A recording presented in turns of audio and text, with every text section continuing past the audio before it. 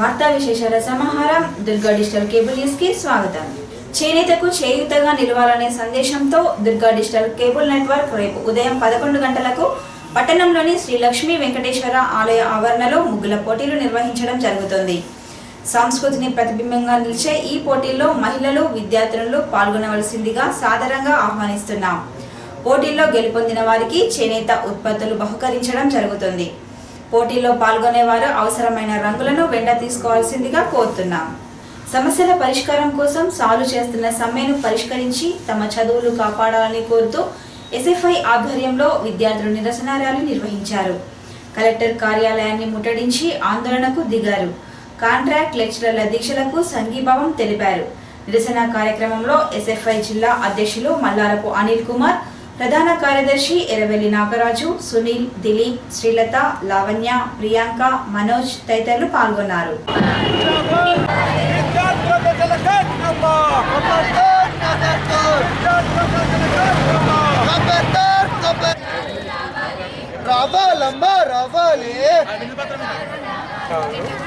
Back also ఎక్కువ demand 80% contract రాష్ట్ర వ్యాప్తంగా సమ్మె చేయడం జరిగింది. నష్టపోయేది విద్యార్థులు.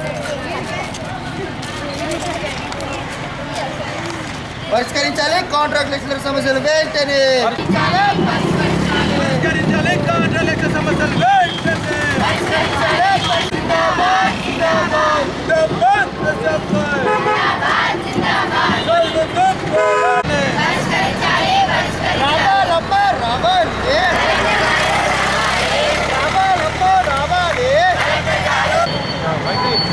ఈరోజు భారత విద్యార్థి ఫెడరేషన్ రాష్ట్ర కమిటీ పిలుపు మేరకు వస్తే టీఆర్ఎస్ ప్రభుత్వం రాష్ట్ర ప్రభుత్వంలోకి వస్తే కాంట్రాక్ట్ లెక్చరర్ను క్రమబద్ధీకరణ చేస్తున్న విధంగా రాష్ట్ర ప్రభుత్వం ఇంతవరకు కూడా చేయలేని పరిస్థితి. ఈరోజు చూసుకున్నట్టే 13 రోజులు సమ్మెలో రాష్ట్ర వ్యాప్తం 80% మంది కాంట్రాక్ట్ లెక్చరర్ సమ్మెకి వెళ్ళిపోయారు. ఈరోజు ఒక పక్కనేమో ప్రాక్టికల్ దగ్గరికి వస్తున్నాయి, ఎగ్జామ్స్ దగ్గరికి వస్తున్నాయి. మరి విద్యార్థుల జీవితంతో ఈ రాష్ట్ర ప్రభుత్వం ఎందుకు ఆడుకుంటుంది? కాంట్రాక్ట్ లెక్చరర్లను పిలిచి మరి ఈ సమస్య పరిష్కారం ఎందుకు చేయలేదని మేము ఎస్ఎఫ్ఐగా ఫస్ట్ ప్రశ్నిస్తున్నాం. వెంటనే ఈ కాంట్రాక్ట్ లెక్చరర్లను క్రమబద్ధీకరణ చేసి ఈ సమస్య సాల్వ్ కోరుకోవాలి. తెలంగాణ వస్తే విద్యారంగం అభివృద్ధి అవుతుంది అనుకుంటే తెలంగాణ వస్తే విద్యార్థులు దూరమయ్యే పరిస్థితి ఉంది.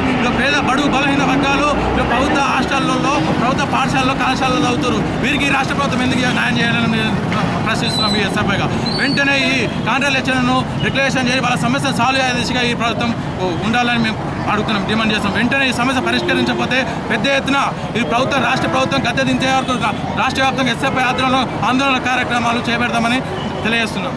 ఆధ్వర్యంలో ఈరోజు రాజన్న సిరిసిల్ల కలెక్టరేట్ ముందు ధర్నా వేయడం జరుగుతుంది. ఈరోజు ముఖ్యంగా ఏంటంటే 13 రోజులుగా కాంట్రాక్ట్ లెక్చరర్స్ టెట్లు వేసుకొని ఈరోజు ధర్నాలు చేస్తూ ఉన్నారు, సమ్మె చేస్తూ ఉన్నారు. ఈరోజు రాష్ట్ర వ్యాప్తంగా 80% మంది కాంట్రాక్ట్ లెక్చరర్ ఈరోజు సమ్మె పాట పట్టారు. ఈరోజు విద్యార్థులందరూ కూడా ఎగ్జామ్స్ టైంలో ఈరోజు ఇబ్బందులకు గురి చేస్తున్నటువంటి పరిస్థితి ఉన్నది. ఈరోజు ఏం గొంతెమ్మల కోరికలు కోరట్లేదు కాంట్రాక్ట్ లెక్చరర్స్.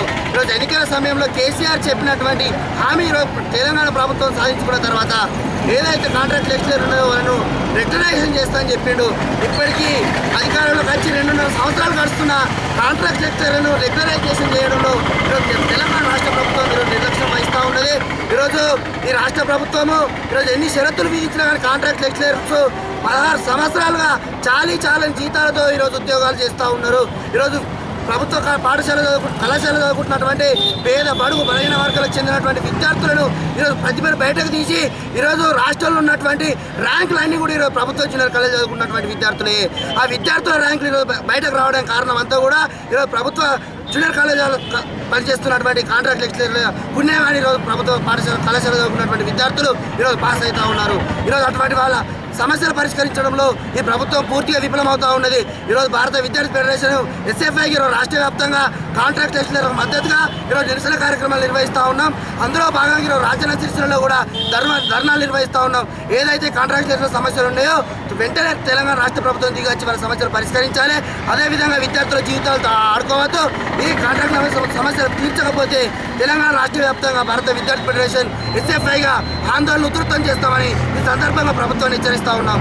విద్యార్థులు సామాజిక సమస్యలపైన స్పందించాలని కాంగ్రెస్ పార్టీ సీనియర్ నాయకులు కేకే మహేందర్ రెడ్డి అన్నారు. విద్యార్థి సేన ముద్రించిన 2017 క్యాలెండర్లను ఆవిష్కరించారు. విద్యారంగ సమస్యలపై ఉద్యమిస్తున్న నాయకులను మహేందర్ రెడ్డి అభినందించారు. సామాజిక సమస్యలపై దృష్టి కేంద్రీకరించాలని కోరారు. కార్యక్రమంలో టోనీ, బైరినేని రాము, రమేష్, కేకే విద్యార్థి సేన నాయకులు మునిగల రాజు, సల్మాన్ తదితరులు పాల్గొన్నారు.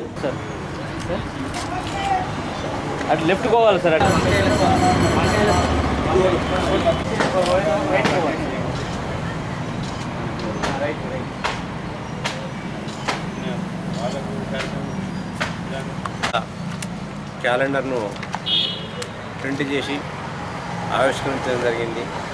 అంటే ఆ విద్యార్థి సేన యొక్క లక్ష్యం ఏంటంటే ఈ 12 నెలలు నిరంతరంగా ఎప్పటికప్పుడు గుర్తుపెట్టుకొని ప్రతి నెలలోని ప్రతి తేదీని కూడా గుర్తుపెట్టుకొని విద్యార్థి సమస్యల పట్ల అకుంఠిత దృక్పథంతో, సేవాభావంతో ఆ విద్యార్థి సమస్యలను మా గుండెల్లోనే కాకుండా జ్ఞాపకం వచ్చేట్టు ఇంటి గోడ పైన కూడా వేలాడదీసి, అరే పలానా డేట్ నాడు పలానాది చేయాలి, మేము పలానా విద్యార్థి సమస్య ఉంది అని చూయించుకోవడానికి వాళ్ళ జ్ఞాపకంగా ఇవాళ ఆ క్యాలెండర్ తీసినారు. కేకే విద్యార్థి సేన పార్టీలకు అతీతంగా ఇవాళ సిరిసిల్ల రాజన్న జిల్లాలో పార్టీలకు అతీతంగా విద్యార్థి సమస్యలపైనే కాకుండా ఈ సమాజంలో జరుగుతున్న చెడుపైన కూడా ఒక అవగాహన కలిగించడానికి, అలాగే ఆ సామాజిక వర్గాలకు అన్ని వర్గాల వారికి కూడా న్యాయం జరగాలన్న ఉద్దేశం కొద్దీ శాంతియుతంగా ప్రజా సమస్యలను ప్రభుత్వం దృష్టికి, అధికారుల దృష్టికి తీసుకెళ్ళి ఆ సమస్యల పరిష్కారం కొరకు నిరంతరం కృషి చేస్తుందని భావిస్తున్నాము. అదే మాదిరిగా వాళ్ళు చేయాలని చెప్పి కూడా నేను వాళ్ళతోని విజ్ఞప్తి చేస్తున్నాను. విద్యార్థి సమస్యలకే పరిమితం కాకుండా ఇలా ప్రజా సమస్యలపైన కూడా, అలాగే సామాజిక రుగ్మతలపైన కూడా వాళ్ళు ప్రజలను మేలుకొల్పే దిశగా ప్రయాణం సాగించాలని వారికి విజ్ఞప్తి చేస్తున్నాను. బీఎస్పీ అధినేత్రి కుమారి మాయావతి జన్మదినోత్సవం సందర్భంగా నిర్వహించే జన కళ్యాణం దినోత్సవం సభను విజయవంతం చేయాలని జిల్లా అధ్యక్షులు చందనగిరి గోపాల్ కోరారు. నాయి బ్రాహ్మణ సేవా సంఘం భవనంలో ఈ కార్యక్రమానికి సంబంధించిన కరపత్రాలను ఆవిష్కరించారు. కార్యక్రమంలో లింగంపల్లి సత్యనారాయణ, లింగంపల్లి మధుకర్, ఎండి అబ్దుల్, సామల వెంకన్న, పోతూర్ మల్లేశం, జలంధర్, శ్రీనివాస్ తదితరులు పాల్గొన్నారు. బహుజన్ సమాజ్ పార్టీ జిందాబాద్ జిందాబాద్, బహుజన్ సమాజ్ పార్టీ వర్ధిల్లాలి, బహుజనుల రాజ్యాధికార పోరాటాలు, సమాజ్ పార్టీ జిందాబాద్ జిందాబాద్. డాక్టర్ బాబాసాహెబ్ అంబేద్కర్ ఆలోచన విధానం, డాక్టర్ బాబాసాహెబ్ అంబేద్కర్ ఆలోచన విధానం. 15వ రోజున బహెన్జీ కుమారి మాయావతి గారి జన్మదిన మరి జన కళ్యాణ దినోత్సవ సభగా సిరిసిల్ల జిల్లా కేంద్రంలో కెమిస్ట్రీ భవన్లో జరపబడును. మరి ఈరోజు ఉత్తరప్రదేశ్లో ఎన్నికల కమిషన్ రంగం మోగించింది. మరి అందులో భాగంగానే మేము జనవరి 15 నాడు మాయావతి జన్మదిన వేడుకలు ఘనంగా జరుపుకోవడానికి మరి దానిలో భాగంగానే భావి ప్రధాని మేడం బహెన్జీ కుమారి మాయావతి గారిని చూడాలనుకున్నటువంటి ప్రజలు, అశేషమైనటువంటి ప్రజానీకం ఆశీస్సులు మేడం గారికి ఉంటాయని భావిస్తూ మరి రాబోయే కాలంలో ఉత్తరప్రదేశ్ కూడా అత్యధిక సీట్లు బహుజన్ సమాజ్ పార్టీ గెలుస్తుందనేటువంటి ఆశాభావాన్ని వ్యక్తం చేస్తూ మరి దానికి సంఘీభావంగానే పెద్ద ఎత్తున మేము జన కళ్యాణ దినోత్సవ సభ ఏదైతే 15 జనవరి కెమిస్ట్రీ భవన్లో జరపబడుతుంది. మరి ఆ కెమిస్ట్రీ భవన్లో జరపబడుతున్నటువంటి జన కళ్యాణ దినోత్సవ సభకు మరి సిరిసిల్ల రాజన్న జిల్లా సంబంధించినటువంటి కార్యకర్తలందరూ కూడా వచ్చి విజయవంతం చేయగలని ఆశిస్తున్నాం. 15 తారీఖు నాడు మరి కుమారి మాయావతి గారి జన్మదినం సందర్భంగా మరి సిరిసిల్ల రాజన్న జిల్లా కేంద్రంలో మరి బహుజన్ సమాజ్ పార్టీ జిల్లా శాఖ ఆధ్వర్యంలో మరి సంజీవయ్య నగర్ దగ్గర ఉన్న కెమిస్ట్రీ భవన్లో మరి మాయావతి గారి కళ్యాణం బర్త్డే సందర్భంగా మరి బహిరంగ సభ జరపబడును. కాబట్టి మరి సిరిసిల్ల రాజన్న జిల్లా బహుజన్ సమాజ్ పార్టీ కార్యకర్తలు మరియు బహుజన్ సమాజ్ పార్టీ సానుభూతిపరులు మరి అందరూ ఈ అధిక సంఖ్యలో విజయవంతం చేసి మరి కాబోయే మన ఉత్తరప్రదేశ్ ముఖ్యమంత్రి గారి జన్మదినం సందర్భంగా మరి ఇక్కడ మనం పెద్ద ఎత్తున ఆమెకు సంఘీభావంగా మరి రానున్న రోజుల్లో మళ్ళీ ఉత్తరప్రదేశ్లో ఎన్నికల సందర్భంగా ఆమె రానున్న రోజుల్లో ముఖ్యమంత్రి అయ్యే పరిస్థితి ఉన్నది కాబట్టి మనం ఇక్కడ కూడా మరి రానున్న రోజుల్లో అధికారంలోకి రావడానికి మరి మనందరం కష్టపడి రానున్న రోజుల్లో బీఎస్పీ అధికారంలోకి తీసుకురావడానికి ప్రయత్నం చేసే సమయం ఆసన్నమైంది కాబట్టి ఈ మాయావతి గారి బర్త్డే జనవరి 15 నాడు కెమిస్ట్రీ భవన్లో బహుజన్ సమాజ్ పార్టీ ఆధ్వర్యంలో మాయావతి గారి జన్మదినం సందర్భంగా అధిక సంఖ్యలో హాజరై విజయవంతం చేయవలసిందిగా సిరిసిల్ల రాజన్న జిల్లా ప్రజలకు విజ్ఞప్తి చేస్తున్నాను. విశేషం తెలుసుకుంటూ మరి రాజన్న సిరిసిల్ల జిల్లాకు సంబంధించిన నియోజకవర్గ ప్రజలు కానీ 4 ప్రజలకు శుభాకాంక్షలు తెలియజేస్తూ మరి మాయావతి గారు రాష్ట్ర తెలంగాణ కోసము ముందుండి మరి రాష్ట్ర తెలంగాణను ముందుగా మాయావతి గారు ఆ రోజు కేసీఆర్ గారికి ఆ రోజు ఉన్నటువంటి ప్రయత్నంలో మరి ముందుగా భాగంగా పనిచేసినటువంటి మాయావతి గారే అని మేము ఈ పార్టీ తరఫు తెలియజేస్తూ మరి ఈ జిల్లాలో ఉన్న ప్రతి ఒక్క కార్మికులకు కర్షకులకు మేధావులకు అదేవిధంగా అన్ని రంగాల్లో పనిచేసే మాయావతి బర్త్డేను విజయవంతం చేయవలసిందిగా కోరుకుంటూ బహుజన్ సమాజ్ తరపున అందరికీ శుభాకాంక్షలు తెలియజేస్తున్నాం. విద్యార్థులు సామాజిక సేవా కార్యక్రమాలలో భాగస్వాములయ్యారు. సిరిసిల్ల మండలం రాజీవ్ నగర్ ముష్టిపల్లి గ్రామంలోని ప్రభుత్వ పాఠశాలలో వికాస్ డిగ్రీ కళాశాల ఎన్ఎస్ఎస్ యూనిట్ క్యాంప్ నిర్వహించారు. కార్యక్రమంలో భాగంగా పాఠశాల ఆవరణంలోని పరిసరాలను శుభ్రం చేశారు. ఈ కార్యక్రమంలో ప్రోగ్రాం ఇన్ఛార్జ్ నాంపల్లి, కళాశాల వైస్ ప్రిన్సిపాల్ ఒడ్నాల శ్రీనివాస్, నాగరాజు, విద్యార్థులు పాల్గొన్నారు.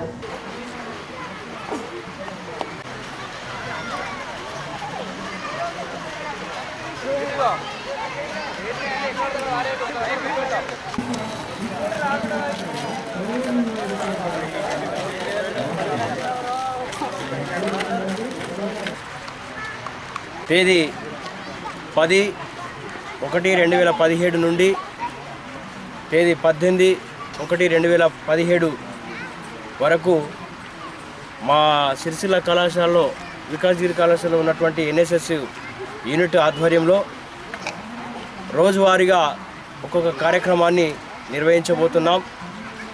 మరి దీంట్లో భాగంగా ఈ ఎన్ఎస్ఎస్ సేవా పథకం మీద మరి ఈ యొక్క రాజీనగర్ ముష్టిపల్లి గ్రామాన్ని అడాప్ట్ చేసుకున్నాం. మరి దీంట్లో ఉన్నటువంటి పరిశుభ్రత కానీ ఇంకా వివిధ రకాలైనటువంటి పనులు కానీ అలాగే ప్రజల్లో ఉన్నటువంటి మూఢనమ్మకాలపైన అవగాహన అలాగే న్యాయ సదస్సులు ఇవన్నీ కూడా రోజువారీగా ఒక్కొక్క యాక్టివిటీస్ నిర్వహించాలని తలపెట్టాం. అందులో భాగంగానే ఈరోజు స్వచ్ఛ భారత్ కార్యక్రమాన్ని నిర్వహిస్తుంటున్నాం. మరి దీంట్లో భాగంగా కళాశాల యాజమాన్యము, కళాశాల వైస్ ప్రిన్సిపాల్ శ్రీనివాస్ గారు, అలాగే నాతోటి ప్రోగ్రామ్ ఆఫీసర్ నాగరాజు గారు, అలాగే నేను కూడా ఈ యొక్క విద్యార్థులు దీంట్లో భాగంగా మేమందరం కూడా పాల్పంచుకుంటున్నాం.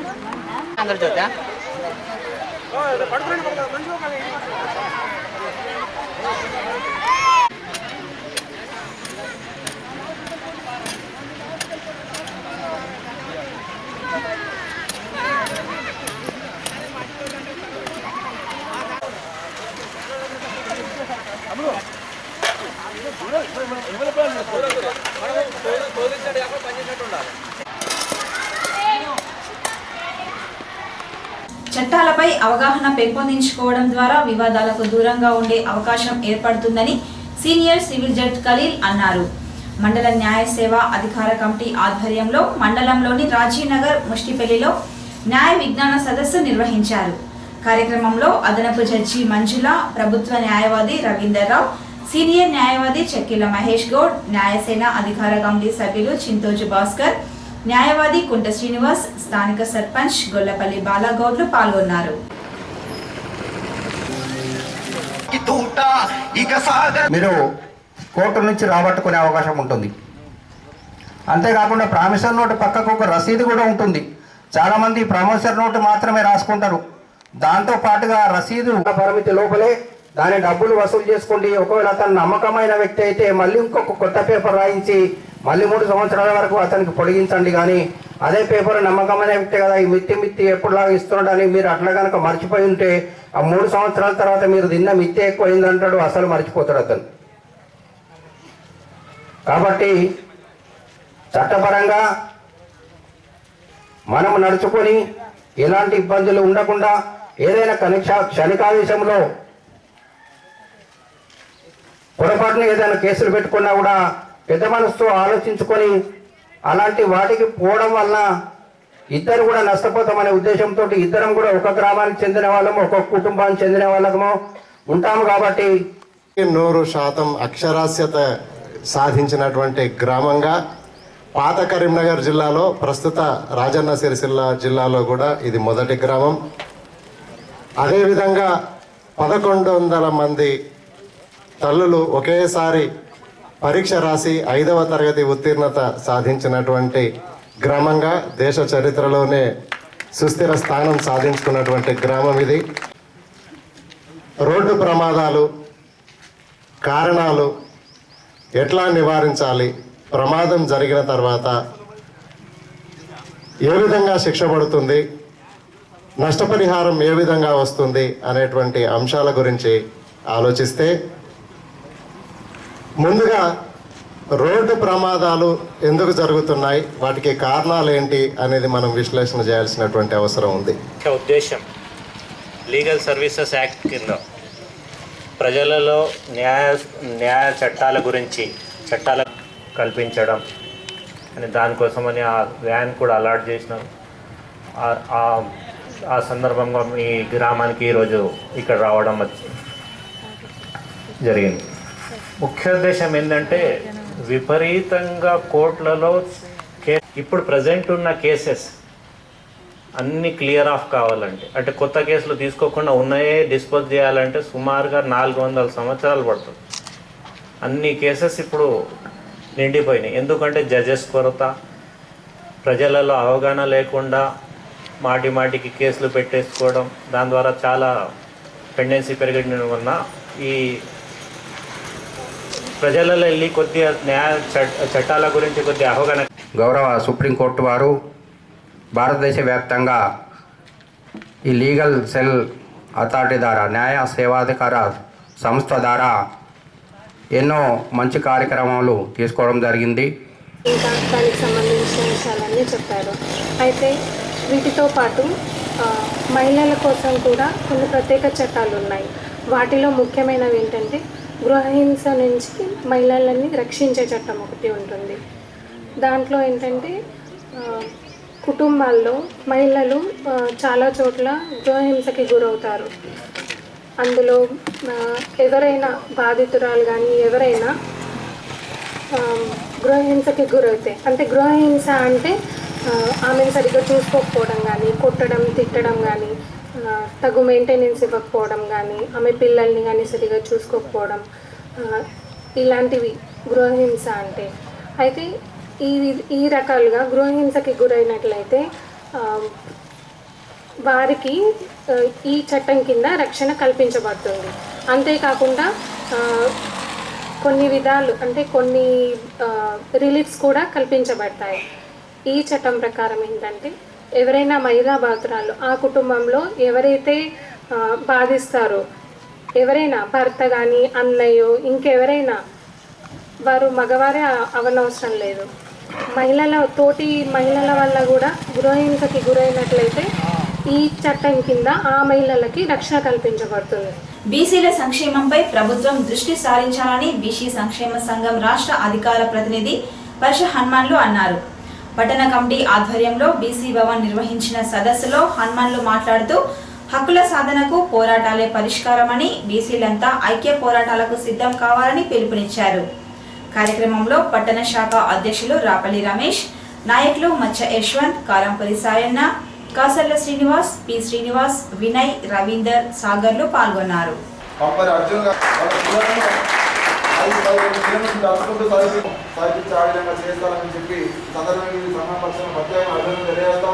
అదేవిధంగా అంతా చేసిన మన బీ సంక్షేమ సంఘం తౌడు కనకరాజు గారికి, 20వ వార్డు అధ్యక్షులు అందరికీ ధన్యవాదాలు తెలియజేస్తా ఉన్నా. 30వ వార్డు అధ్యక్షులుగా బండి మనోహర్ గారికి, అదేవిధంగా 31వ వార్డు అధ్యక్షులుగా అలాగే 8వ వార్డు బీసీ సంక్షేమ సంఘం సిరిసిల్ల పట్టణ శాఖ అధ్యక్షుడు రాపుల రమేష్ అధ్యక్షతన బీసీ చైతన్య సదస్సు పెద్ద ఎత్తున ఇక్కడ బీసీ భవన్లో నిర్వహించడం జరిగింది. ఈ బీసీ చైతన్య సదస్సులో పెద్ద ఎత్తున పాల్గొన్న బీసీ బాంధవులందరూ తమ సూచనలను అభిప్రాయాలను వినిపించడం జరిగింది. ఈ సందర్భంగా అనేకమైన సమస్యలపై చర్చించుకుంటూ సిరిసిల్ల పట్టణంలో మెజార్టీ జనాభా ఉన్న నేత కార్మికులు వారికి కూలీ వెళ్ళక పనులు సరిగా జరగక ఆకలితో అలమటిస్తూ వాళ్ళు దుర్భర పరిస్థితులలో ఆత్మహత్య చేసుకున్న సందర్భాలు ఈ మధ్యలో తోకల్లో కనబడతా ఉన్నాయి. దీన్ని నివారించేందుకు ప్రభుత్వాలు కొంతమేర కృషి చేసినా సబ్సిడీలు అని లేకపోతే ఇతరత్ర చిన్న చిన్న కార్యక్రమాలు ఇన్సూరెన్స్ అని చేసినా అవి ఫలితాలు ఇవ్వకపోవడం నిజంగా దురదృష్టకరం. అయితే బీసీ సంక్షేమ సంఘం పక్షాన వారు ఆత్మహత్యలు చేసుకోకుండా ఆకలి చావకుండా కొన్ని చిన్నపాటి మేము సూచనలు చేస్తున్నాం ఈ ప్రభుత్వానికి, స్థానిక మంత్రి కేటీఆర్ గారికి. హైదరాబాద్లో 5 రూపాయలకే కడుపునిండా భోజనం పేరిట అక్కడి నిరుపేదలకు హైదరాబాద్లో భోజనాలు పెడుతున్న సందర్భంలో అది సక్సెస్ కావడం, దాన్ని ఒక్కటిగా పెట్టిన భోజన సెంటర్ను 30గా హైదరాబాద్లో మార్చిన సందర్భం ఉన్నది. దాన్ని ప్రజా సంఘాలు కానీ ప్రతిపక్షాలు కానీ బీసీ సంక్షేమ సంఘం కూడా దాన్ని స్వాగతించింది. అయితే ఇక్కడ రోజు రోజుకు ఆకలితో ఆకలితోని ఆత్మహత్యలు చేసుకుంటున్న నేత కార్మికులు కూడా ఈ సిరిసిల్ల పట్టణంలో 5 రూపాయలకే భోజనం అనేది పథకాన్ని ప్రవేశపెట్టాలని స్థానిక మంత్రి కేటీఆర్కు బీసీ సంక్షేమ సంఘం పక్షాన నేను విజ్ఞప్తి చేస్తూ ఉన్నా. ఈ వేదిక కూడా అదే పిలుపుస్తూ ఉన్నది. ₹5కే భోజనం పెడితే ఇక నేత కార్మికుల ఆత్మహత్యలు అనేది తగ్గుతాయని చెప్పి ఈ సందర్భంగా నేను విజ్ఞప్తి చేస్తూ ఉన్నా. ఇక పోతే ఈ రాష్ట్రంలో ప్రైవేటు యూనివర్సిటీలకు స్వాగతిస్తున్న ఈ ప్రభుత్వాన్ని మేము దాంట్లో మేము ఖండిస్తూ ఉన్నాం. ఉన్న యూనివర్సిటీలను, ఉన్న కళాశాలను, ఉన్న పాఠశాలను బలోపేతం చేయండి తప్ప ఈ ప్రైవేటు కళాశాల పేరిట ప్రైవేటు యూనివర్సిటీల పేరిట తీసుకురావచ్చుడు క్షేమం కాదు, ఈ విద్యార్థులకు అంత మంచిది కాదని చెప్పి బీసీ సంక్షేమ సంఘం పక్షాన నేను విజ్ఞప్తి చేస్తూ ఉన్నా. ఈరోజు ఈ రాష్ట్రంలో ఫీజు రియంబర్స్మెంట్ విడుదల చేయకపోవడం వలన కళాశాలలు వంకర బుద్ధితోని కొన్ని అక్రమంగా ఫీజులు వసూలు చేస్తూ ఉన్నాయి. డాక్టర్ బిఆర్ అంబేద్కర్ 125 కళా జయంత్యోత్సవాలను విజయవంతం చేయాల్సిందిగా అంబేద్కర్ సంఘం జిల్లా అధ్యక్షులు కత్తెర దేవదాస్ కోరారు. ఈ కార్యక్రమానికి సంబంధించిన కరపత్రాలను ఆవిష్కరించారు.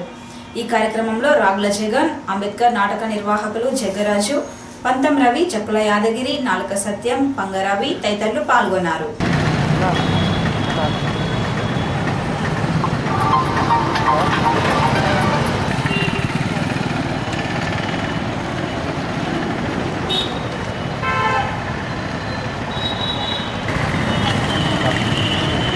బాబాసాహెబ్ బిఆర్ అంబేద్కర్ గారి జీవిత చరిత్రలోని ముఖ్య ఘట్టాలు రేపు అనగా 12వ తారీఖు నాడు సిరిసిల్ల వాసవి కళ్యాణ మండపంలో సాయంత్రం 5 గంటలకు నిత్యరూప కళా ప్రదర్శన ఉంటుంది. కాబట్టి అంబేద్కర్ గారి అభిమానులు, మేధావులు, విద్యార్థులు, మహిళా సంఘాలు మరి ఈ కార్యక్రమానికి ఇచ్చేసి ముఖ్య కళారూప ఖండాన్ని మరి విరహించవలసిందిగా ఈ సందర్భంలో అభ్యర్థిస్తూ ఉన్నాం. దీనికి సిపిఎం నాయకులు విశ్వమయ్య గారి ఉపకల్పన చేశారు. వారికి సందర్భంగా మేము కృతజ్ఞతలు తెలియజేస్తూ ఉన్నాం. ప్రదర్శన ద్వారా అంబేద్కర్ గారి జీవితంలోని ముఖ్య ఘట్టాలు, ఆయన అనుభవించినటువంటి కష్టాలు, అనుభవాలు మనం చూసేటువంటి అవకాశాన్ని మనకు ఇచ్చినటువంటి ఇవ్వడం జరిగింది. కాబట్టి ప్రతి ఒక్కరూ దీన్ని మనం సద్వినియోగం చేసుకోవాల్సిందిగా కోరుతాం. ప్రత్యేకంగా మనం ఆయన మీద ఒక కార్యక్రమం నిర్వహించాలంటే ఏం చేయాలనే దాని మీద మాజీ చీఫ్ సెక్రటరీగా ఉన్నటువంటి కాంతి మాధవరావు గారు, కే రాజా గారు, ఎక్సోటిక్ ఈవెంట్స్, అలాగే నర్ర రవికుమార్ గారు, డిక్కీ చైర్మన్, అలాగే పిఎస్ఎన్ మూర్తి గారు, సిద్ధోజీ గారు, ఇట్లాంటి పెద్దలందరూ కలిసి ఈ సంవత్సరంలో ఒక మిషన్ లాగా దీన్ని ఒక కల్చరల్ మిషన్ లాగా ముందుకు తీసుకెళ్లాలంటే ఏం చేయాలనే ఉద్దేశంతో ప్రాజెక్ట్ డైరెక్టర్గా నియమించి దీని మీద ఒక కార్యక్రమం అందరూ తీసుకెళ్లాలని. అయితే అంబేద్కర్ గారి గురించి మనం ఏం చెప్పాలా అని ఆయన జీవిత విశేషాలు జనరల్గా అందరూ చెప్తా ఉన్నారు. జీవిత విశేషాలు ఈవేళ ఆయన చరిత్రను రకరకాలుగా వక్రీకరిస్తూ ఉన్నారు.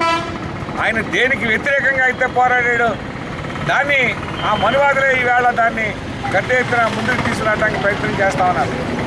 ఈ తరుణంలో మనం ఏం చేయాలంటే రెండు ఆబ్జెక్ట్స్ పెట్టుకున్నాం.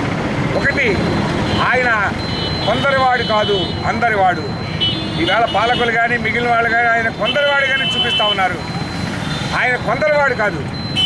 ఈవేళ దళితులకు రిజర్వేషన్ లేదా ఇంకొకటో కల్పించినంత మాత్రాన మొత్తం ఈరోజు భారతదేశంలో ఉన్నటువంటి ప్రజానీకం అందరి కోసం ఆయన చేసినటువంటి ఎన్నో రూపకల్పనలు ఉన్నాయి. కార్మికుల కోసం ఈవేళ 8 గంటల పనిదినం కానీ, బేబీ క్రచ్ కానీ, ఇండస్ట్రియల్ డిస్ప్యూట్ యాక్ట్ కానీ, ఈవేళ యూనియన్ పెట్టుకునే హక్కు కానీ, ప్రతి యూనియన్ ఆఫీసులో మొట్టమొదటి ఉండాల్సిన ఫోటో ఎవరిదైనా ఉందంటే అది అంబేద్కర్ది.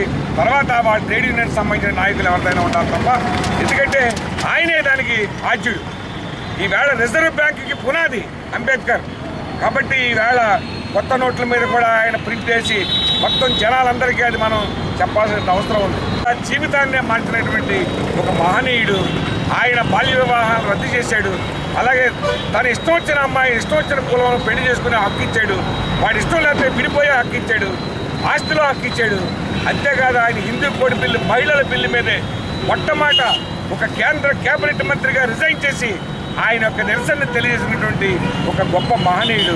అట్లా ఒక బీసీల కోసం కాదు, మైనార్టీల కోసం కాదు, మొత్తం ఈ దేశంలో వాళ్ళందరూ కూడా ఆయన యొక్క ప్రమేయం లేకుండా ఈ భారతదేశంలో నేను ఉన్నాను అంటానికి ఏ ఒక్కడికి అర్హత లేదు. ఎందుకంటే ఆయన అందరికీ అన్నీ చేసినటువంటి ఒక గొప్ప మహనీయుడిగా చూపించాలనేది ఒకటి. ఒకవేళ భూమి మీద ఈ భారతదేశంలో పుట్టకపోతే ఈ దేశం యొక్క స్థితి ఏ రకంగా ఉండేదో ఒకసారి మనం ఊహిస్తే మనకి ఈవేళ పరిస్థితి అర్థమయ్యేది. వాళ్ళందరితో కలిసి తింటున్నాం, అందరితో కలిసి చేస్తున్న ఉద్యోగాలు చేస్తున్నాం. వీటన్నిటికీ పునాది భీమ్రావ్ అంబేద్కర్ గారు. ఈ విషయాలన్నీ చెప్పడంతో పాటు రెండో కాన్సెప్ట్ మాది ఆయన గురించి, ఆయన నిజమైన జీవితాన్ని, చరిత్రని ఈవేళ ప్రజలకు తెలియజేయాలి. ముఖ్యంగా యువకులకు. ఆయన రాజ్యాంగం రాశాడు, రిజర్వేషన్ ఇచ్చాడు అని ఈ 2 పాయింట్స్నే ఎలివేట్ చేస్తూ ఉన్నారు. ఆయన రాసిన రాజ్యాంగాన్ని కూడా ఎన్ని కుట్లు పూడ్చారో, ఎన్ని మార్పులు చేశారో, ఎన్ని సవరణలు చేశారో మనందరికి కూడా తెలుసు. ఆయన రాజ్యాంగం యొక్క అమలు తీరు కూడా తెలుసు. ఈ ప్రశ్నలన్నిటికీ అంబేద్కర్ గారి సమాధానమే మా రూపకం. ఈ రూపకంలోని యువకులను చైతన్యం చేయటం, అదే రకంగా ఆయన అందరివాడు అని చెప్పడం, ఈ 2 కాన్సెప్ట్ తోటి మా రూపాయిని ఒక గంట పావు ఎనిమిదితో దీంట్లో ఆట మాట పాట మూడింటితోటి ఆద్యాంతం ఆసక్తికరంగా ఉండేలాగా ఇప్పుడున్నటువంటి నూతన టెక్నాలజీని ఉపయోగించుకొని, సౌండ్ అండ్ లైట్ టెక్నాలజీని ఉపయోగించుకొని దీన్ని రూపొందించాం. కాబట్టి దీన్ని తప్పక అందరూ ఈ సిరిసిల్ల గ్రామ ప్రజలు చుట్టూ ఉన్నటువంటి వాళ్ళందరూ దీన్ని చూసి ఈ అవకాశాన్ని సద్వినియోగం చేసుకోవాలని దాని డైరెక్ట్గా విజ్ఞప్తి చేస్తాం. ఈ వార్తలు ఇంతటితో సమాప్తం. నమస్కారం.